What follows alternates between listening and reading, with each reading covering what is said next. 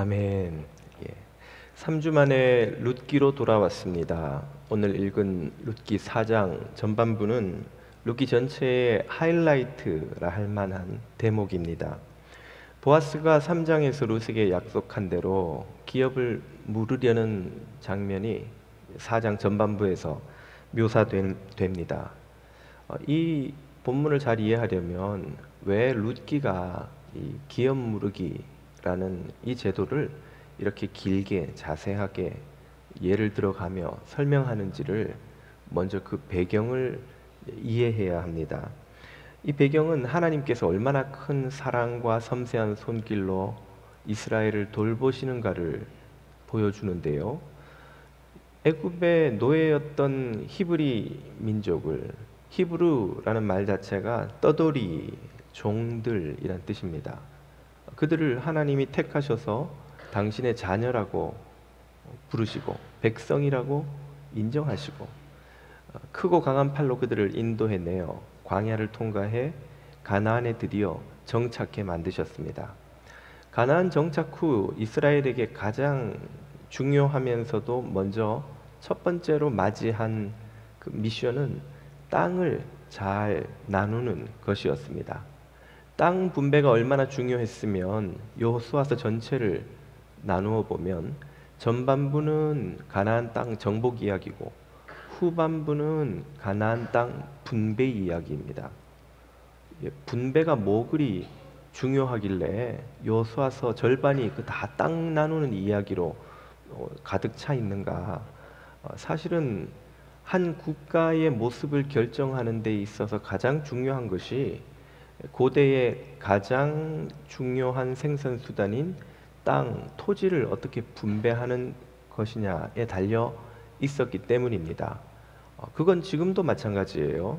우리가 자본주의, 공산주의, 사회주의라고 경제체제를 분류할 때 그 기준은 생산 수단을 어떤 방식으로 소유하고 분배하느냐에 달린 겁니다. 그에 따라서 오늘날에도 경제, 사회 시스템이 결정되듯이 고대 왕국도 마찬가지였죠. 이 가장 중요한 땅 분배를 어떻게 하느냐는 이제 이스라엘이 어떤 나라에서 어떤 모습으로 살게 될 것이냐를 결정하는 문제였습니다. 하나님은 이스라엘에게 제비를 뽑는 방법을 제시하셨죠. 제비를 뽑아 12지파가 가나안 땅을 12개 구획으로 나누어 가진 후에 각 지파의 땅 안에서는 다시 가문별로 또 제비를 뽑아서 그 지파 땅을 나누어 가졌습니다. 이렇게 함으로써 여호수아 시대에는, 그러니까 가나안에 정착한 직후 여호수아가 살아서 계속 그 공동체를 지도하던 그 시절에는 이스라엘에서, 이 가나안 땅에서 인류 역사상 단 한 번도 존재한 적도 없고 그 이후에도 존재할 수 없었던, 지금까지 봐도 그렇죠. 전무후무한 이상 국가가 탄생했습니다.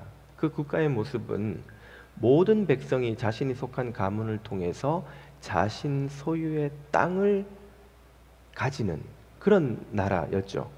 이런 나라는 인류 역사에서 단 한 번도 존재한 적이 없었습니다.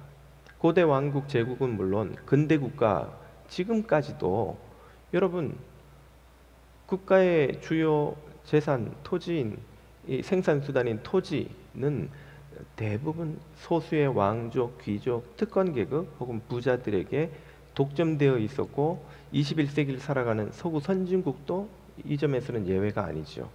그런 면에서 이스라엘 사회는 인류 역사상 단 한 번도 존재한 적이 없는 이상 사회를 이루었고, 이 사회는 놀랍도록 평등한 사회예요. 놀랍도록 지속 가능한 발전을 가능하게 하는 그런 건강한 사회였던 것이죠. 평등했다는 말은 방금 말씀드린 것처럼 모든 이가 가문을 통해 자신의 소유의 토지를 가졌을 뿐 아니라 그 누구도 지배계층과 피지배계층이 없는 사회였기 때문에 그런 것이죠.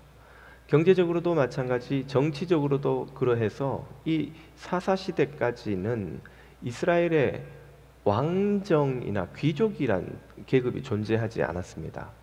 모든 지파 사람들이 지파도 평등했고 지파 안에 있는 사람들도 평등해서 이 국가의 지도자조차도 사사 시대는 사사들이었죠. 그 사사들도 어느 지파나 어느 가문이나 어느 계급이 세습하지 않았어요. 그때 공동체의 필요가 생기면 어느 지파에서든지 더 유력한 사람이 나타나서 문제를 해결하고 그는 또 지파로 돌아가면 그 역할이 끝나요. 그 사사의 역할이 그의 후손이나 혹은 그 지파에서 독점되지 않고 효율적인 방식으로 이 지파마다 그때 필요한 사사를 배출해내는 방식으로 운영되었기 때문에 정치적으로도 경제적으로도 이스라엘 사회는 인류 역사에 없는 평등한 사회를 이룰 수 있었죠. 또 자본이 토지가 소수에게 독점되지 않았기 때문에 아주 높은 생산성을 확보할 수 있는 그런 사회였습니다. 이 하나님의 토지 분배 방식은 당신의 백성들이 모두 풍요롭고 건강하고 평등하고 복지를 부족함 없이 누릴 수 있게 해주는 하나님의 놀라운 지혜이며 은혜의 손길이기도 했던 것이죠. 약간 울리는 느낌이 나지 않으세요? 모니터 스피커가 좀 큰 것 같아요. 예, 방송실이 좀 더 평등해지면 이게 소리가 잡힐 수도 있는데 두 분밖에 없는데 평등하시죠?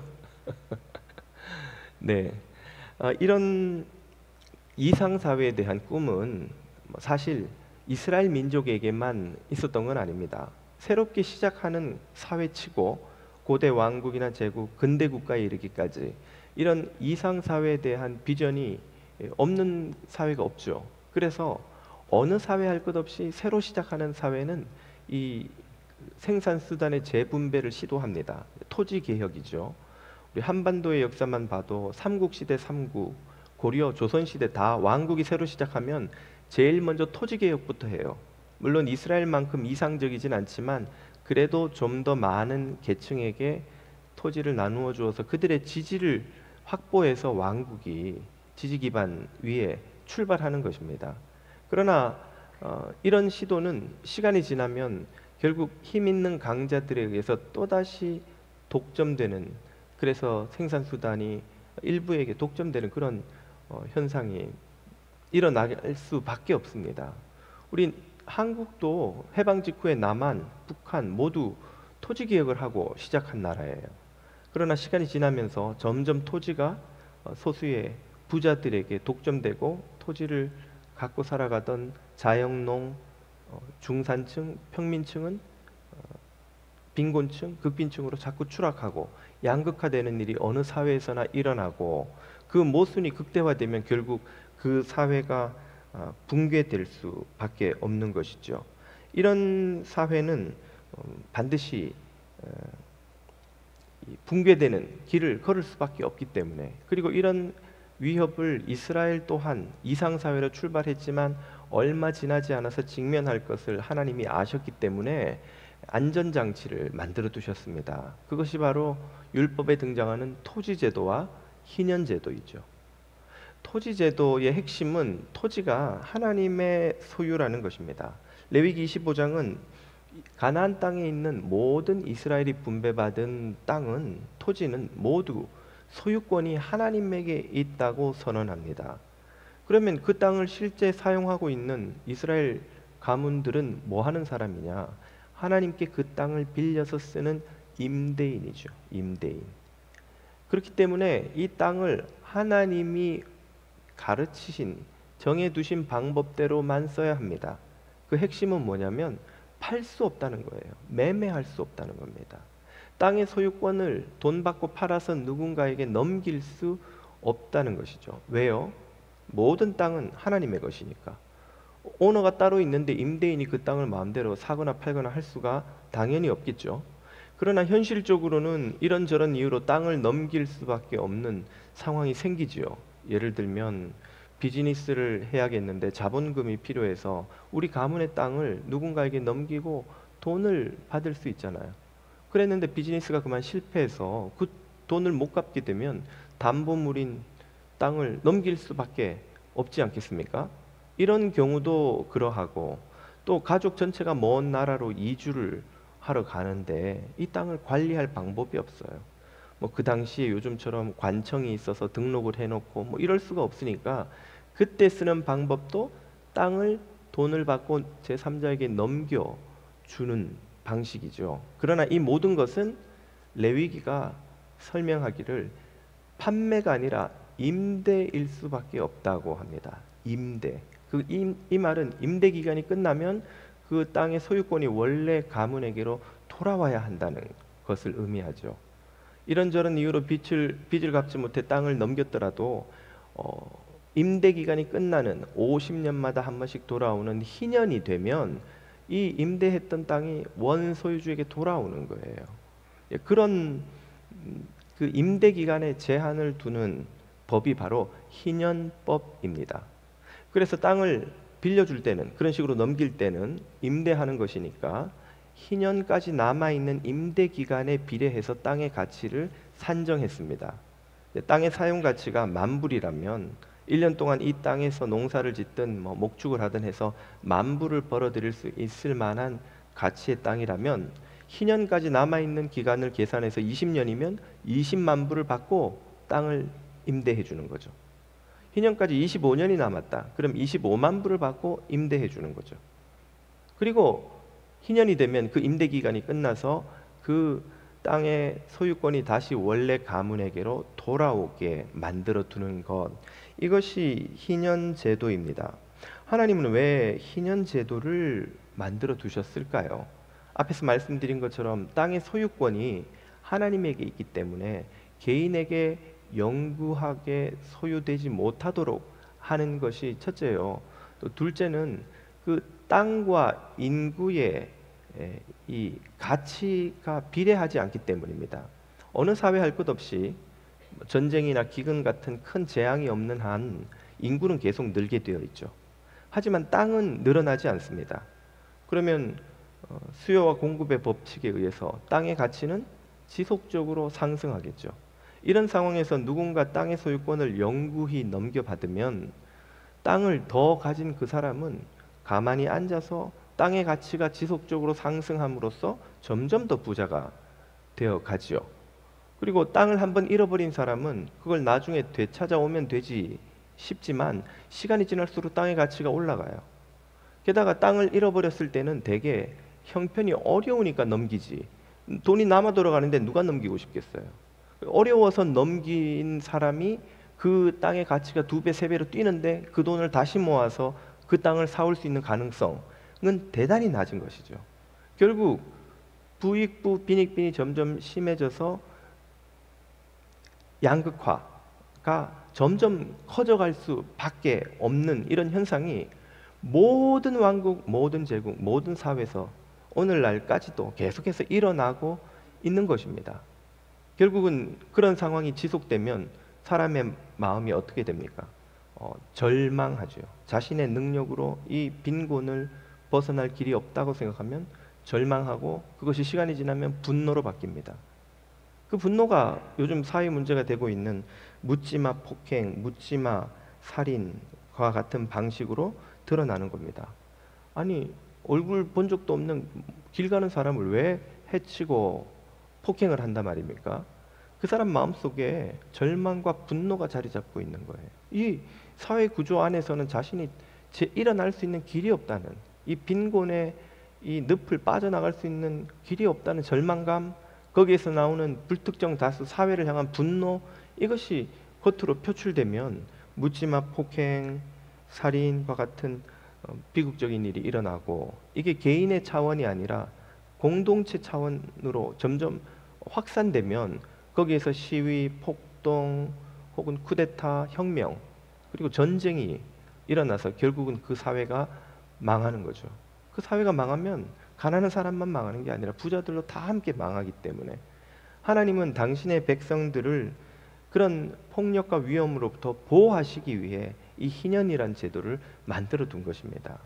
희년을 통해서 50년마다 한 번씩 신분과 토지 소유권이 다 리셋되게 만드신 거예요. 주빌리, 희년이라고 번역된 이 50년마다 한 번씩 리셋되는 게 어떤 사회의 유익을 가지고 옵니까? 여러분 옛날 PC를 쓰신 분은 요즘 성능이 좋아져서 많이 그런 일이 줄어들긴 했습니다만 뭐 잘못한 것도 없는 것 같은데 쓰면 쓸수록 점점 PC가 느려지는 현상 경험해 보셨죠? 그러면 전문가들에게 들고 가면 뭐라고 합니까? 그거 초기화 하세요 그래요. 초기화가 뭔데요? 다 포맷해 버리는 거예요. 그 메모리에 쌓여 있는 온갖 데이터, 정보, 찌꺼기 이런 것들이 가득 쌓여 있기 때문에 쉽게 말하면 동맥경화가 걸리는 겁니다. 여러분의 피 안에 콜레스테롤이 점점 쌓여서 혈관이 점점 좁아지면 피가 제대로 흐르지 않고 결국은 이게 부풀어 오르거나 혹은 문제가 생기면 심각한 건강의 위협 혹은 생명의 위협까지 받죠. 사회 이 컴퓨터에도 데이터가 계속해서 길목을 막다 보면 이 속도가 점점 느려지는 거예요. 쓸 수가 없게 되는 거예요. 그런 컴퓨터를 싹 포맷해 버리면 공장에서 출시된 것처럼 초기화됩니다. 그럼 다시 쌩쌩 돌아가는 거죠. 그리고는 정기적으로 포맷하세요. 그렇게 가르쳐줘요.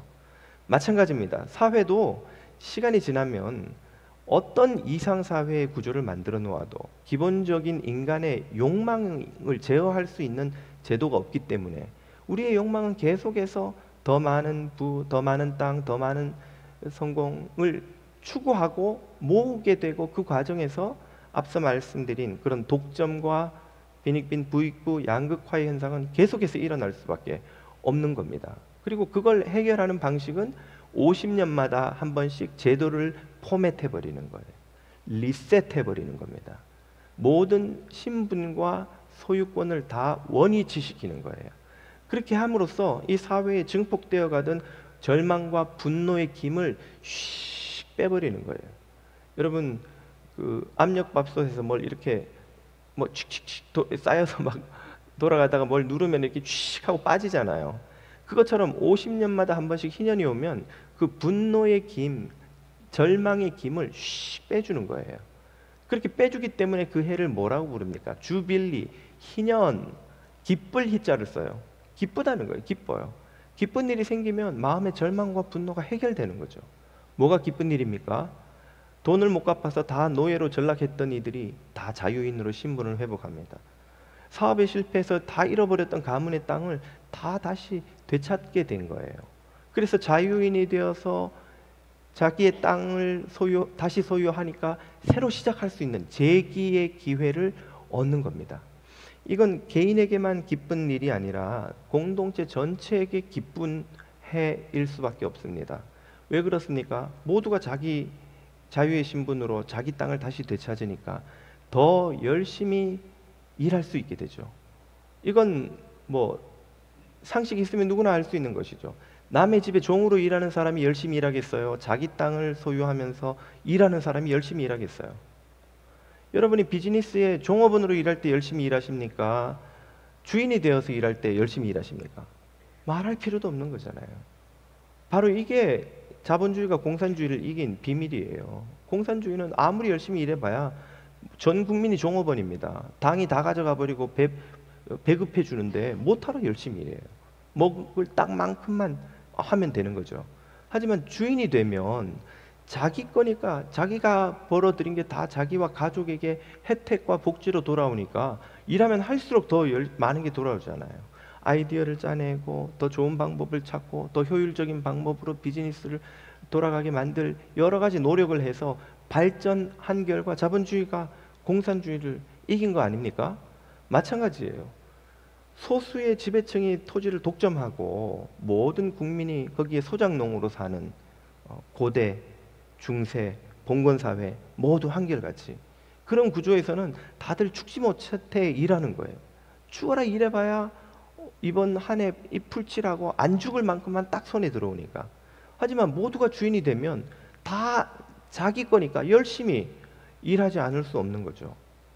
여러분 여러 학자들은 6.25를 남한이 북한을 이긴 이유가 6.25가 발발하기 직전에 있었던 토지개혁이 성공했기 때문이라고 봅니다.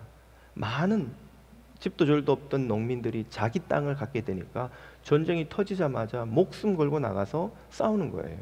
왜? 내가 지켜야 될 땅과 내 가족과 삶의 터전이 여기 있으니까.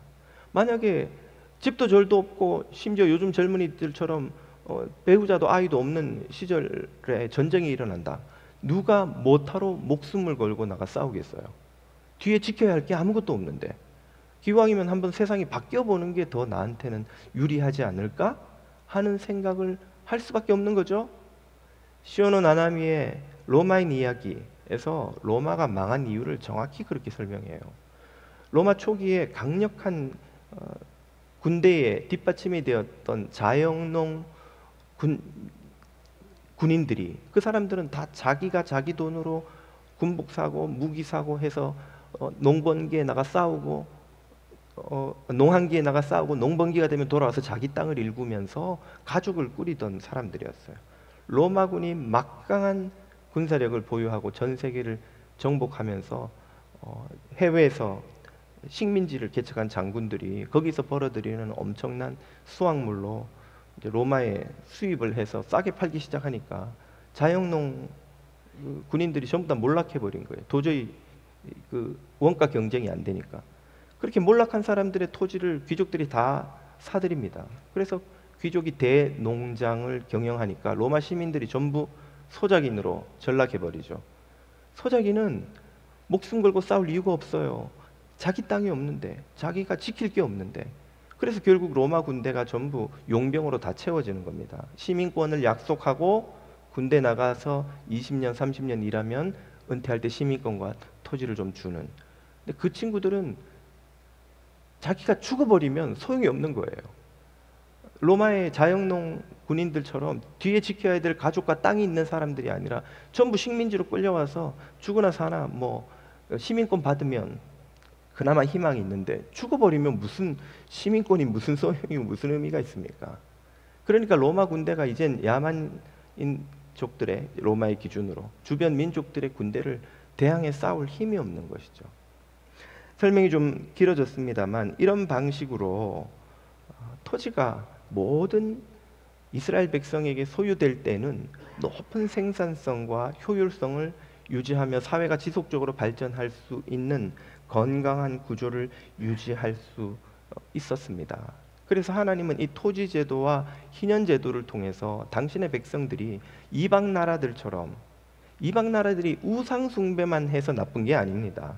그 우상 숭배가 가지고 있는 세계관이 지배계층을 신의 자손으로 떠받들고 피지배계층을 열등한 존재로 구분해서 그 생산수단을 모두 지배계층이 다 독점하게 만들기 때문에 우상숭배가 또한 그렇게 선지자들로부터 비난을 받은 거예요. 선지자들이 목숨 걸고 지배계층에게 우상숭배하지 말라고 저주에 가까운 경고를 했던 이유는 그것이 이스라엘을 이방 나라들처럼 만들기 때문이에요. 소수의 왕족과 귀족들이 모든 토지를 독점하고 백성들을 몰락시키는, 소작농으로 전락시키는, 그렇게 선지자들이 경고했음에도 불구하고 그런 일이 본격적으로 시작되는 사건이 아합의 나봇의 포도원 탈취 사건이에요. 왜 왕들 이야기를 쭉 하다 갑자기 나봇의 포도원 뺏은 이야기를 몇 장에 걸쳐서 그렇게 설명을 갑자기 길게 할까요? 열왕기상은. 그것이 이스라엘이 본격적으로 우상 숭배와 이방 나라의 경제 사회 시스템을 쫓아가는 단초가 됐기 때문에 그런 겁니다. 아합 왕이 앞장서서 하나님의 법을 깨뜨리고 나봇을 죽이고 그 토지를 빼앗으니까 귀족들, 힘은 있어도 그렇게 하지 못하고 있던 귀족들이 다들 너도 나도 이제 두려움 없이 왕의 뒤를 쫓아 똑같은 탈취와 착취와 독점의 길을 가는 것이죠. 이렇게 하나님은 토지제도, 희년제도를 통해서 이스라엘 사람들을 복을 누리며 안전하게 풍요롭게 발전하는 사회에서 살도록 해 주셨지만 여전히 복지의 사각지대, 구멍은 있었습니다. 그것은 희년이 50년마다 한 번씩 온다는 데에서 기인하는 것이죠. 희년이 오면 모든 게 회복되어 정말 좋은 일인 것은 틀림없지만 50년이면 적어도 1.5세대에서 2세대가 걸리는 시절 아닙니까? 요즘 25에 결혼한다고 쳐도 옛날엔 14살, 5살이면 다 결혼시켰어요. 그러면 한 3세대, 4세대가 넘어가야 그런 회복이 일어나는 것이고, 어찌어찌 하다가 아버지가 사업이 실패해가지고 재산을 다 잃어버리면 남은 희년까지는 그야말로 극빈층으로 살아야 되는 거예요. 희년 지난 지 15년밖에 안 됐는데 아버지가 망했어요. 비즈니스 실패했어요. 35년을 극빈층으로 살아야 되는 겁니다.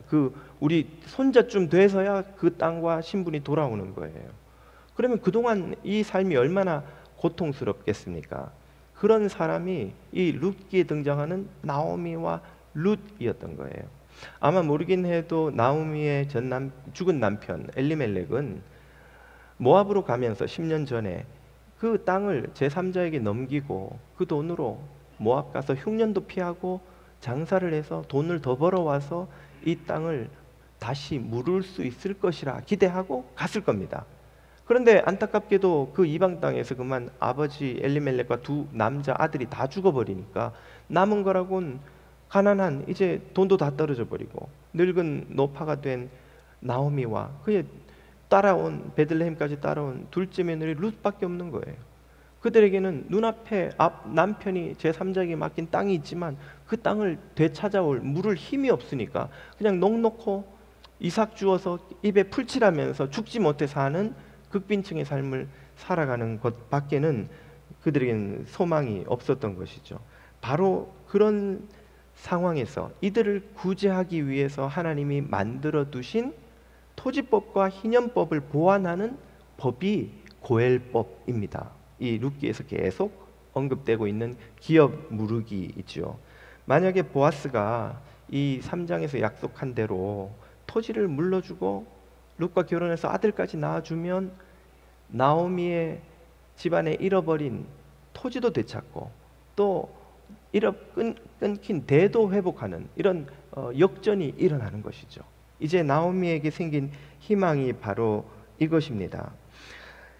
본격적으로 보아스는 룻에게 한 약속을 지키기 위해서 성문으로 가죠. 성문은 오늘날의 재판정, 관공서 혹은 공증하는 센터 이런 역할을 했습니다.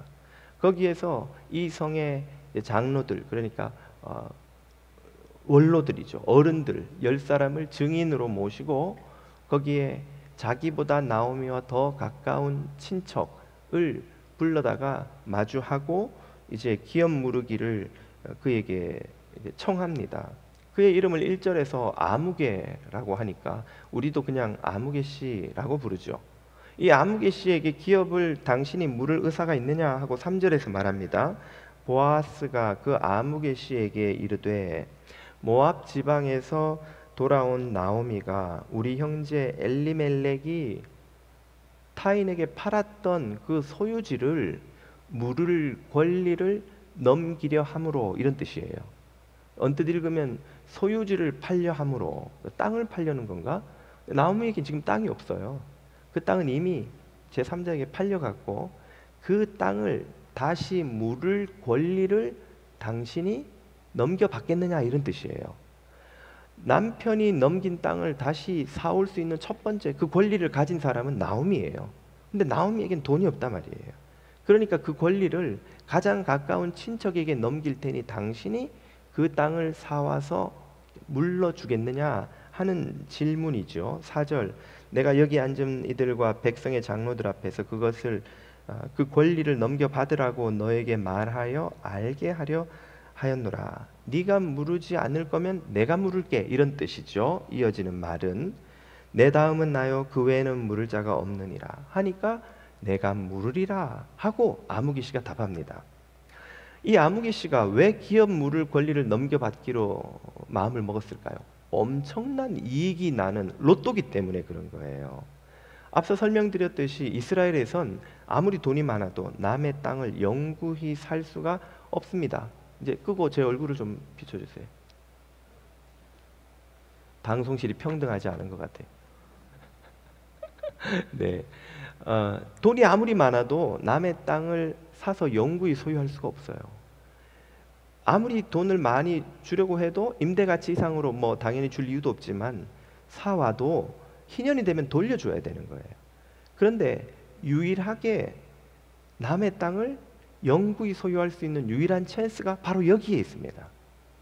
이 아무개 씨가 나오미의 이 권리를 자신이 넘겨받아서 그 삼자에 가서 돈을 주고 그 땅을 사오면 나오미에게 주게 돼 있어요. 그런데 나오미 집안엔 남자가 없어요. 그러면 어차피 그 땅을 누가 관리하겠습니까? 가장 가까운 친척인 자기가 관리할 수밖에 없습니다. 그리고 나오미가 죽으면 그 땅을 상속받을 아들도 없어요. 그럼 그 땅을 누가 받겠어요? 가장 가까운 친척인 자신이 받는 거예요. 그리고 그 땅은 희년이 되어도 어디로 갈 데가 없기 때문에 영구히 나와 내 자식의 땅이 되는 겁니다. 이건 이스라엘에서 유일하게 남의 땅을 영원히 가문의 땅으로 소유할 수 있는 방식이에요. 어마어마한 찬스인 거죠. 로또 맞는 겁니다. 이스라엘에서 쉽게 평생에 한두 번 찬스가 올까 말까 하는 로또를 지금 이 아무개 씨는 맞은 거예요. 그래서 기꺼이 내가 무르지 그러면 하고 나서니까 보아스가 이어서 그 놀라운 권리에는 또 하나님이 정해주신 의무도 있어 하고 5절 6절에서 상기시켜 줍니다.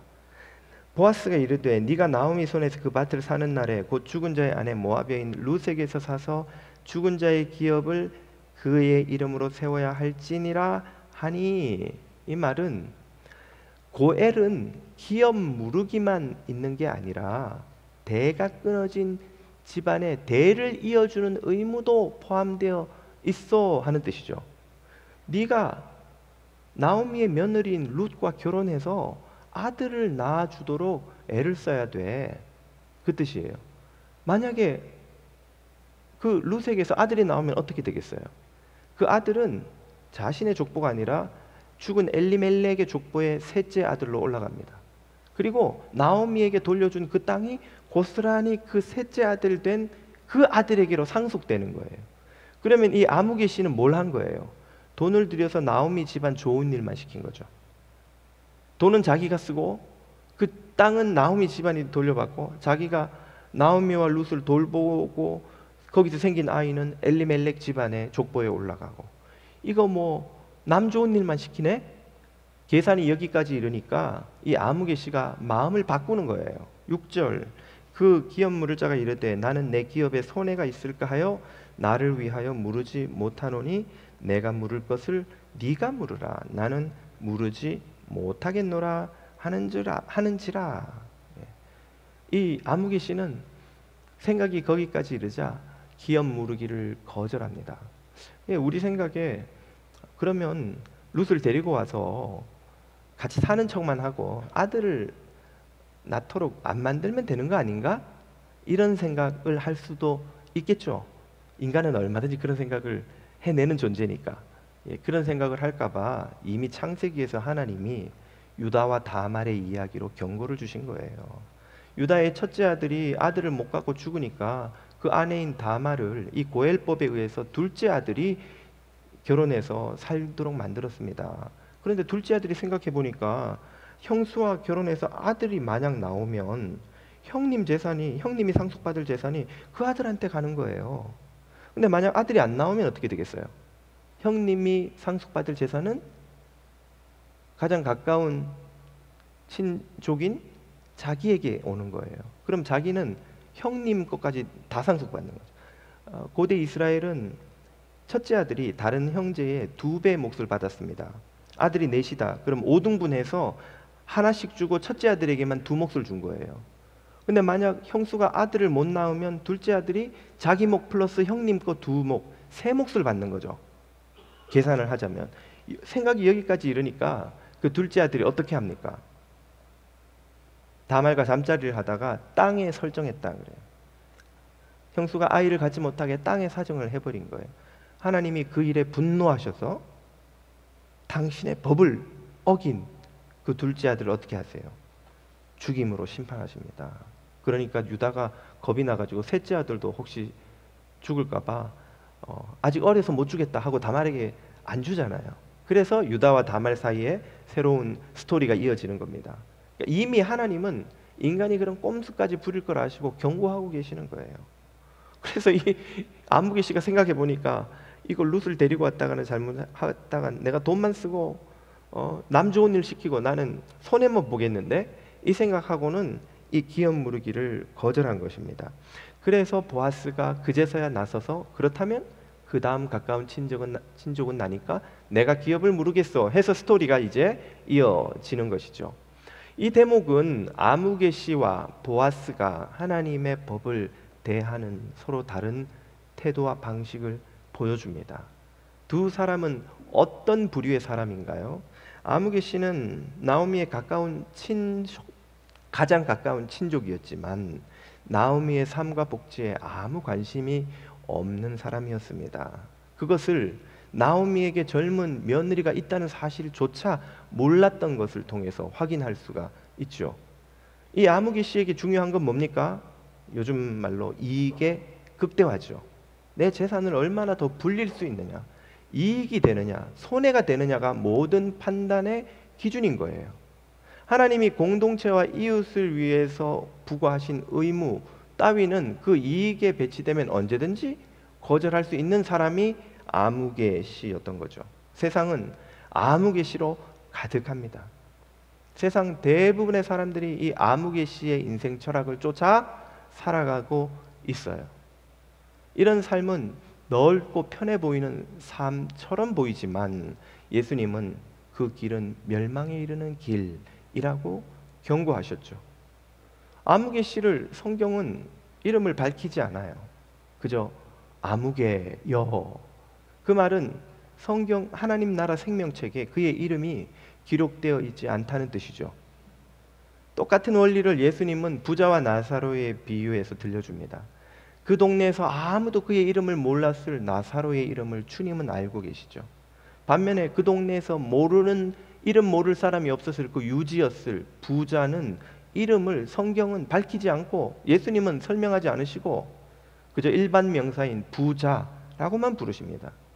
그 말은 그 부자의 이름은 하나님 나라 생명책에 기록되어 있지 않다는 뜻이에요.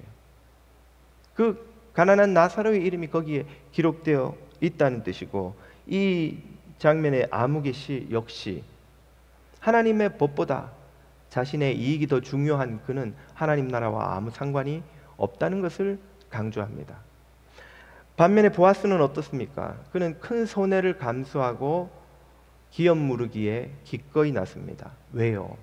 첫 번째는 그가 나오미와 룻을 사랑했기 때문이죠. 룻을 향한 그의 사랑은 젊은 여자의 육체를 탐하는 그런 종류의 사랑이 당연히 아닙니다. 부유했던 그가 마음만 먹었으면 아내를 열어두는 것이 흠이 아니던 시절에 얼마든지 그 정도 비용을 쓰지 않고도 젊은 아내를 또 얻을 수 있었을 겁니다.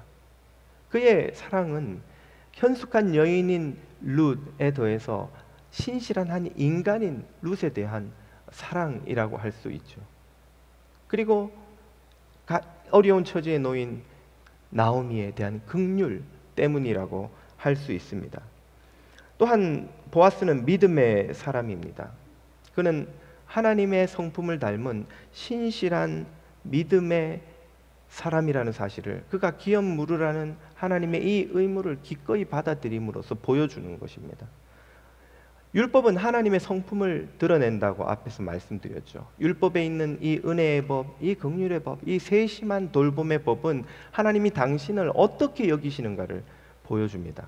그리고 시편이 노래하듯이 여호와의 율법을 즐거워하고 그 율법을 주야로 묵상하는 이는 그 율법에 가득히 묻어나오는 뚝뚝 떨어지는 그 하나님의 은혜와 사랑과 긍휼의 마음을 본받는 사람이 되는 거예요. 보아스의 마음에는 하나님의 성품이 스며들고 있는 겁니다. 하나님의 사랑, 하나님의 긍휼, 하나님의 자비가 보아스의 마음에 스며들어 보아스를 하나님 닮은 사람으로 만들어가고 있는 거예요. 그래서 보아스는 하나님이 주신 이 율법의 정신을 쫓아 형제 자매 곤궁에 처한 이웃을 위해 자신의 손해를 기꺼이 감수하는 믿음의 사람으로 드러나고 있는 겁니다.